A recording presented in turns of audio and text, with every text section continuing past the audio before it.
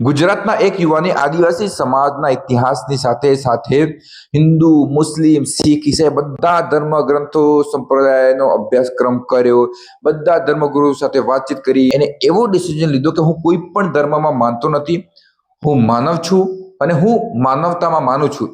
અને આ દેશનો ચોથો અને ગુજરાતનો પ્રથમ યુવાન એ બને છે. યુવાનનું કહેવું છે કે આ બધાની અંદર લાલ ખૂન જ છે, બધા ધર્મ એક જ છે, બધા જ માણસ કામ કરે છે, જેનો બાયોલોજીકલ જે પ્રોસેસ હોય છે અને એ બધું જ એક જેવું જ હોય છે.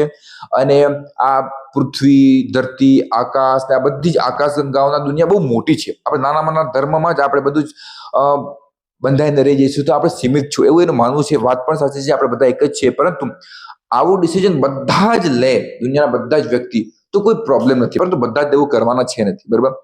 બધા જ પોતાને મોટો બતાવવામાં, બીજાને નીચો દેખાડવાની કોશિશ કરે છે અને બીજાનો ફાયદો ઉઠાવવાની કોશિશ કરે છે. આપણા આદિવાસી સમાજમાં પણ આપણે જોઈ શકીએ છીએ આવું થઈ જ રહેલું છે. અને બધા જ ધર્મ પોતપોતાનો વિકાસ કરીને આપણા દેશને મજબૂત બનાવે તો એમાં કશું પ્રોબ્લેમ નથી, પરંતુ આપણે બીજાને નડીએ, બીજાને તકલીફ પહોંચાડીને પોતાનો ધર્મ મોટો છે એવું બતાવવાની કોશિશ કરીએ તો આ સારું લાગતું નથી.